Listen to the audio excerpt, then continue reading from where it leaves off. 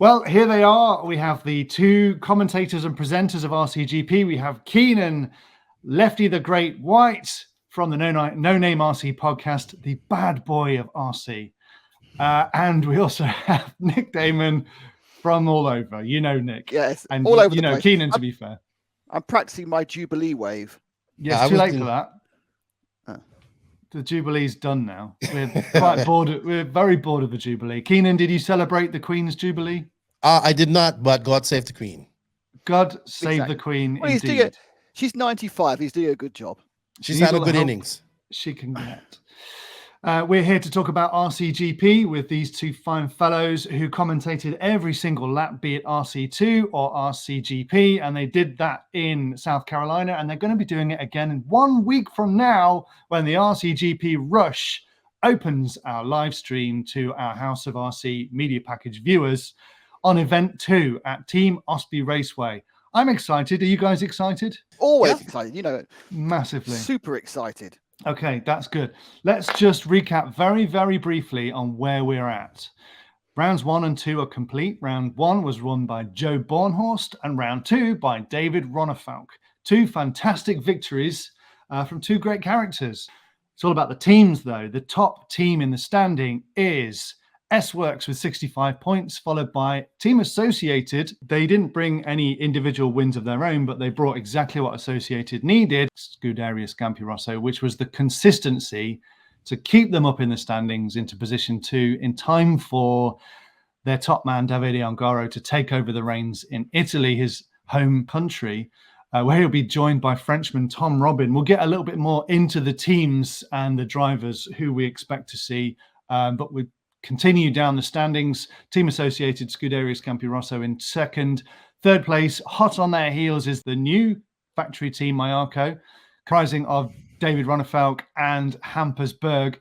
Curious, actually, the setup of that team, because the original plan was for JQSM to feature the two young guys, one of those being Hampus Berg, and for the more experienced guys of Alex Sanchetin and David Ronefalk in the Mayarko team.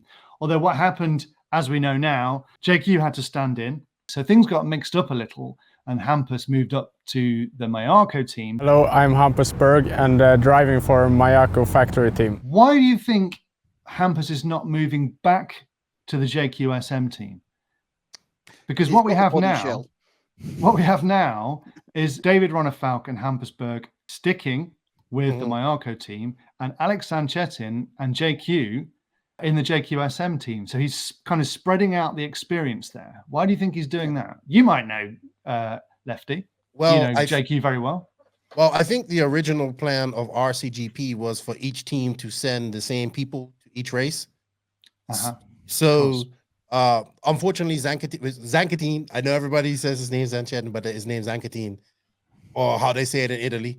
He controversial. Well, yeah, we will update, won't we? We'll relearn. We will relearn. Alex, he was supposed to be. You know, the plan was for him to be Ronefalk's teammate because he is the second tier driver of Mayarko. I would say, you know, obviously Ronefalk and Zancatin, but I guess not. He didn't have the credentials, and then it was supposed to be Cody Watson and Hampus, which I was really looking forward to having them, and JQ would take on a mechanic role, which I still think is his future. Best place for him. I think Mayarko has decided to stick with that team because they started with him, go for the constructors points, and really do what the series was supposed to do, which was to send the same individuals to compete in a series around the world. Fantastic answer. Yeah, that makes absolute sense. And it doesn't seem to be hurting. They're in third. Ronefalk's on fine form. Hampus is doing great as well. So I'm sure they'll get more fantastic points in Italy. And doesn't hurt JQSM as well to have Zancatin on the team. This is what so Zancatin was supposed to be at Event 1, didn't make it for various reasons. This is what he said to us just before that round. I think now the Italians team is one of the strongest team around the world. We have the European champion, we have the world champion, we have a lot of young guys growing fast. So I think the level in Italy is super high. I think it's good for everyone here. I especially enjoy the last round in Thunder Alley in 2019 because the qualification was the first time of qualification round was every time a crazy battle for everyone. So I think it's good because everyone is involved. I think you are creating something more excited than the normal race, and I think this is the main reason that everyone wants to join RCGP. Do you think you and David can do something this year to have an answer to Ongaro? Maybe you can stop him. Yeah, of course. I think we are here for this. We are here to fight for the win. We have everything to fight. We have a good card, a good team. We work really good together at DNC. We share all information. So I think we have everything to fight for the win. So we will have Zancatin with us, which is fantastic news. We just talked very briefly, or we touched on the World's warm-up, which just happened last weekend. You guys see any of that? I saw a bit of Miguel stuff, yeah. I watched it all. Info RC. No, I didn't do that. I had other things to do last weekend. But yeah, I mean, it was interesting. I mean, there was I think, as often happens in those events, it was interesting. You didn't turn up. Only 3 Americans. Three members of the Raw block with Ty Tessman, who did very well, had a bit of bad luck, and then Spencer Rifkind and Jared Wiggins, who didn't seem to really show at all. The lack of the other established Americans who decided to go to a medium-sized event in the middle of nowhere instead was interesting. But of course, well, let's not beat around the bush. It's because they weren't able to meet Spain's existing vaccination status, we believe. So that is now changing. So they can come to the actual main event. But I can't see whether they get jabbed, really. We know lefties across this situation. In a nutshell, Lefty, because I know you've always got a lot to say, but in a nutshell, what is your take on the whole situation? Not many Americans came to Europe for the World's warm-up. From my general consensus is they didn't travel because of the at the time when I was just in Silver State at the time was the travel restrictions requiring a vaccine and stuff to get into Spain. I understand that. I get that. But then Spain lifted it a couple of days ago, and I believe that's probably why we saw Rona and Rivkin go out there, and then Wiggins as well. So I think they went out there to gather information, which is good as well. They need that. But yeah, it's quite a shame not to see more of the Raw block or North Americans over there.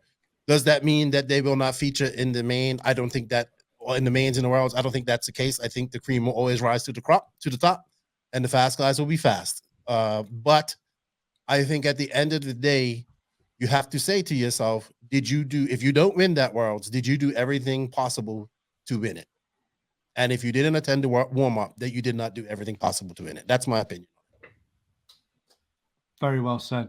Very well said. Of those who did attend in the A final, quite a few of them will be joining us in Event 2 next week.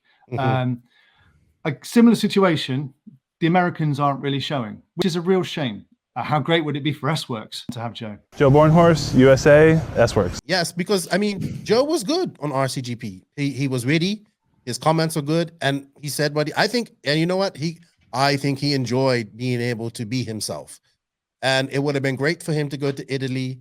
It would have brought a lot more American followers because, yes, the Americans want to cheer on Americans. I understand that. And I wish this is why I just want to see more of these guys racing. It comes down to countrymen and all that type of stuff and country pride. And I want to see more Americans and Europeans or just more American, everybody racing together more. That's what I want to see. So unfortunate, but there will be some great racing. We have S-Works has a great team with Canas and Elliott Boots. Yes. who Yes. actually found some form this past weekend in Spain. Elliott Boots did very well at the warm-ups. So we have I think we have a great race in the Bruin and the RCGP side here in Italy. We got Ronafalk, Ongaro, Canas, Boots. I mean, that's right there. That's fire right there. Fire. That's fire right there. That really is. In terms of, just to list them, the drivers who are in the A main who will be joining us: Davide Ongaro, I've David heard he's Ronafalk. quite good. Yeah, he's not bad. David Ronafalk, Elliott He's all right. Boots, Fine. Leonardo Valente. Fisticuffs.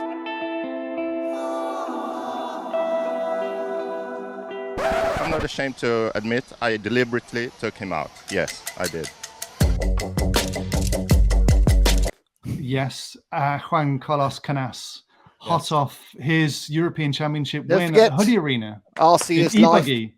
Yes. RC is life. He's got plenty more tattoos actually now, Nick. He's working. Oh, I feel a feature. We have a guided tour of JCC's tattoos, perhaps. Yeah, potentially. As I was saying, hot off the win of his e-buggy European Championship, because as we know, Keenan, e-buggy pays the bills. There you go, pays the bills.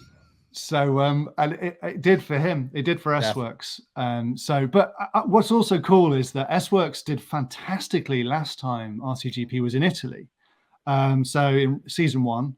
It was the same team. It was Boots and Canas. They both made the podium in Italy in both rounds.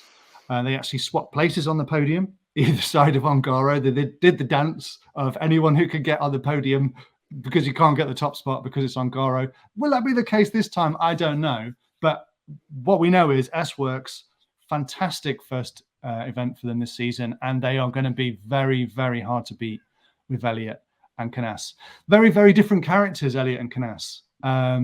Canas winds a few people up. And Boots gets wound up. It seems like some people go out there like angry all the time. When are you going to learn? 50-50. When did I touch someone there? That they need to just chill out a bit. And Boots gets wound up, so it's but quite cool. Don't forget, this is the new Elliott. He's a father now. You know, he's a settled family man. Maybe he's mellowed out.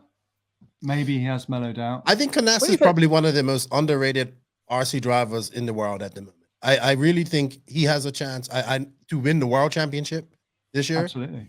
And I can't see why he can't win in Italy in 2 weeks, in a week's time. Yeah, absolutely. Well, I think there's a few drivers. You know, the weird thing we've had, it's not been quite the same in the States, but the thing we've had in Europe is we've effectively had 2 years with no competition between drivers. There's one event, that was it. So naturally in those 2 years, there would normally be a progression and people would come up and come down, but we're left with a very, very quite static environment. What's happened is Canas, who was already on the way up 2 years ago, so one of the youngest of the guys, the top guys in Europe, has carried on moving. You know, we've all seen the Killiches move up as well. That's just because they were 16, they're now 18, or they were 18, now 20, and you get better. And some of the top guys obviously now coming over the top, but that's not been seen on the racetracks. They've not got a chance to race against each other. You know, they will do that in a week's time in RCGP, and then in 4 weeks' time at the Euros, and then in 2 months' time in the World. But there are going to be young drivers who we don't know are as good as they are, who've not had a chance to see their progression over the last 2 years. Absolutely. And Lefty, you obviously had a very keen eye on RC2 in event 1. Probably not as many names that you're familiar with, but I'm sure you'll get to know the RC2 drivers in Italy. I guess you'll be keeping a key eye on that as well.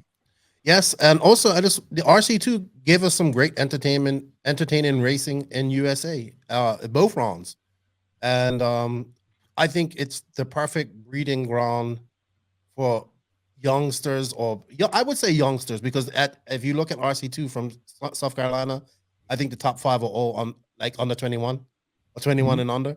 So it's a great spotlight for those young racers to go out there, put on a show, not have to worry about not making the main, but still be relevant. And that's what I love about RC2. It's if this was a perfect world, that would be the road to becoming a professional, in my opinion. And I think what we're seeing is with great performance from RC2 is leading to RCGP chance. So we got to see that with Camden Lime. Hi, I'm Keenan Lime. I'm from the USA, and I'm running for BRC S-Works. We got to see that with Cody Watson as well for JQSM. Leo Valente was, I think, the first one. It chose you to move from RC2 to RCGP. How cool was that? Yeah, it's really, really cool. I was really happy because Max told me I would race the RCGP in Asti, and I think I made a good race. I bet he's pretty happy with promoting you as well. Yeah. It's gone really well, hasn't it? I hope so. Don't forget Hampersberg, who won the RCGP, the RC2 of Europe in season 1. Yes. Was promoted to an RCGP team. And that's how I see it functioning. You know, if this was a perfect world and everything was good, that's how I would love to see things go. So RC2 does lead to RCGP. There is a definitive path, something that we don't have in any other form of RC, in my opinion. There's one other as well. We've talked about Valente, who was promoted by S-Works in season 1. After his success in Austria, S-Works set up an S-Works Europe team and promoted Valente into that, and he did really well. And we saw the rough and tumble and the fun and games he had with JQ and the entertainment, but not just that. Obviously, how talented he clearly is, and he made it to the World's Warm-Up Final, so that's clear. Another RC2 driver who's being promoted, particular friend of Nick's, is Max Hesse, who will be joining Leonardo alongside him in the Beach RC team. Now, he is an RC2 driver originally, but he also drives other cars, doesn't he, Nick?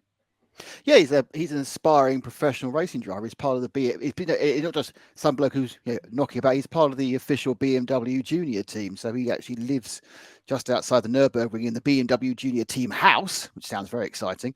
And they are kind of managed. They have the training, the driving, the nutrition. It's all a big concept of BMW to bring drivers through into their sports car teams. And obviously, he was running at the Nürburgring 2 weekends ago, or just a weekend and a half ago, and that was going very well. That car, unfortunately, it crashed whilst he was driving. Now, I don't actually know that was his fault, because looking at the accident, it seemed like it may have been a mechanical issue. So I'm going to have to. That's a question I'm going to have to ask him. What was cause and what was effect, but it's the Nürburgring is effectively 15 miles. It's trying to kill you the entirety of its distance, so to get it slightly wrong every now and again isn't too bad. But the car was going very, very well. But I mean, he is a professional motor racing driver who does a bit of RC on the side. I think that's the one thing that might count against him. I don't think how many hours of RC he can get in when he's doing simulator, full scale fitness the rest of the time. Well, shall we hear from him? Because before the wheels came off his Nürburgring campaign, you actually caught up with him in the pits, Nick, didn't you? My dad basically brought me into it, and together with S-Works, I have a good team, and I'm really looking forward to the round in Italy. So how did that come about? How did you become one of the Beach RC wildcards? Basically, I just got a call from Max Sonnleitner from S-Works if I have time that weekend, and I'm free that weekend, so I obviously wanted to go. And then the Monday after, I have to be in Spa ready for the test. Wow! So I think did you do an RC2 last year? I think 2 years ago. I think. Yeah. My problem, I think I forget about COVID, and I think last year was last season. But yeah, so you were Yeah, exactly. So obviously happy to be in the big class now. Exactly. I mean, suddenly you're here literally with the greatest of the GT drivers, and now you're going to be put as the greatest of the RC drivers. I mean, which fills you with more fear? 24 hours around the Nürburgring, or trying to beat Davide Ongaro? I think beating Davide will be difficult for me, so I feel more comfortable here. For me, what a kick! The guy who stood there in the pits at the Nürburgring 24-hour, and he's saying it will be hard to beat Ongaro. Well, in fairness, I mean, I think he probably has the confidence that he can take on any of the top drivers in a BMW M4 GT3 car, because in many ways they can. But Ongaro, it's more of I'd be more concerned about that, to be honest, because every now and again he does things he just seems. Because the thing about Ongaro is he just doesn't seem to make mistakes. I will say this though: there's one thing he doesn't like competing in RCGP. And that is the gate starts. And for the first time ever, we're having a gate start in Europe. So he obviously dominated every race that didn't have a gate start until the gate starts were introduced at Thunder Alley, and that was the first race he lost. So maybe it could throw things out a little bit if the gate starts in Italy really mess with his head. I mean, Keenan, are you looking forward to gate starts, seeing them in Europe? I am. We did get a lot of the Europeans that did like it as well. So bringing it to them is great. It's like anything. You're going to have people that like it. You're going to have people that don't like it. The people that like it are the ones that get the whole shots. You know? Yeah. The people that don't like it are the ones that are crashing. The guys just go too far in, and I go right around the inside and go past them. So, yeah, I mean, I'll keep on doing it as long as they keep on letting me. Shall we take a look at the track? Because the track has been rebuilt. It's not usually done in Europe. In Europe, we usually have permanent tracks, and they're maybe redone once every couple of years or even longer. But for the first time, I believe, for a major event, the track's been redone. So that's the new track. It's been redone. It's ready for action. It's another bridge. Yes, but the key thing you can't see, and is that the one key fact you can't see from that picture. Do tell. It's anti-clockwise. It's an anti-clockwise track. I'm still trying to figure that out in my brain. Yeah. Which means the cars go, as you look at it here, from left to right along the main street. That is strange. That is strange, yeah. So it looks like this rectangle area is where the gate will be. So people are going to go, I assume, straight under the bridge.